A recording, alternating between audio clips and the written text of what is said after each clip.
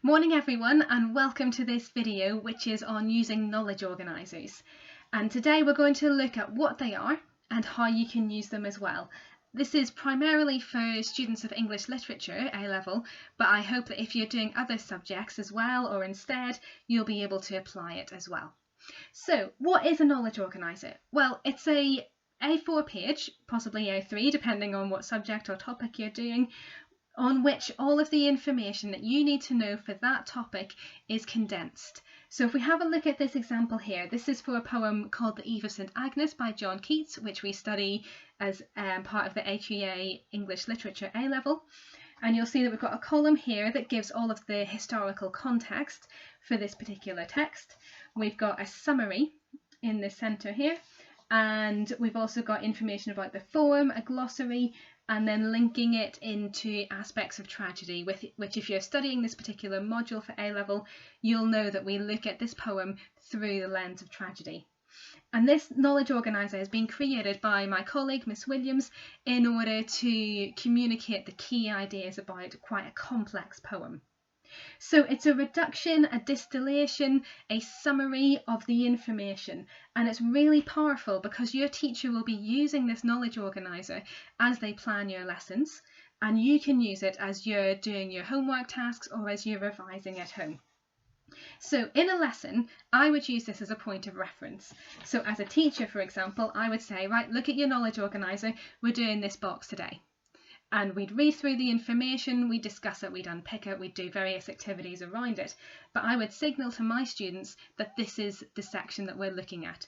And as a student, I would expect you to be sitting with the knowledge organiser in front of you and engaging with it actively. So maybe highlighting sections of it, you might annotate it a little bit or something like that.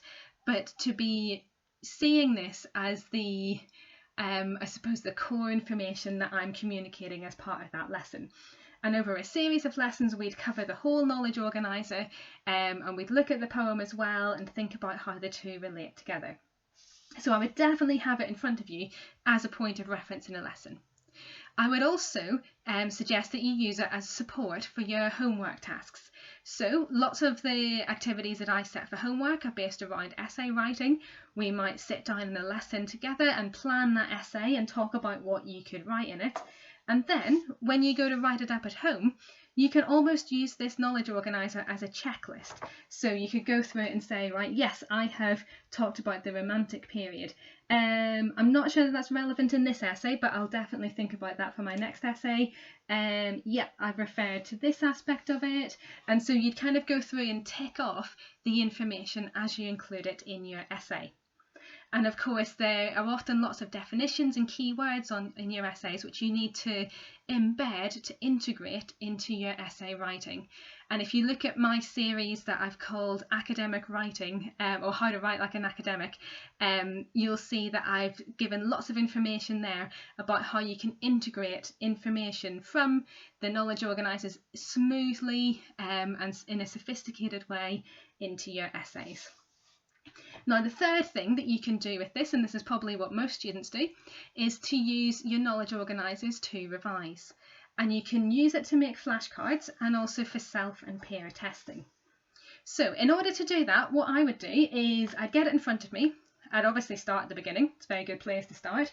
And I would go through with a highlighter and highlight the key words that I need to learn. So here on this box, the word Romantic period is the most important one.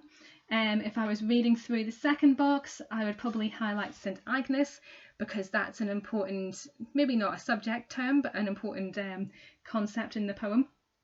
If I was reading through, I'd highlight pilgrimage in this one and so on. So in this first column, I might come up with 5-6 words that I think those are core words that I need to know to be able to understand. So then I would get my flashcard, and I've done a whole video on how to use flashcards using the Leitner system. So I would, on one side of the flashcard, just write Romantic period, because that's the term from the first box that I'm going to use. And then on the back, I'm not going to copy all of this out because that's going to take a long time, and it's not really going to be massively helpful because you're not processing the information then. So instead, what I'm going to do is reduce this bit of information even further, because then I'm processing it, I'm working it through in my mind, and I'm really actively engaging with it. So I'm going to say here, counters the theories of the Enlightenment.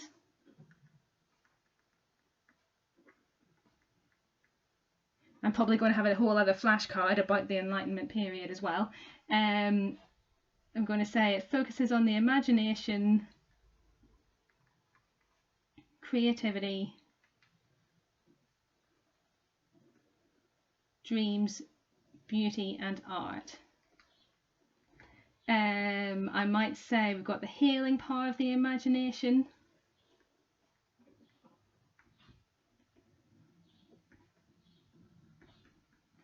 and so on. So I'd summarise that information on the back of my flashcard, and then if you watch my other video, I show you how you can use them to help you really effectively to revise.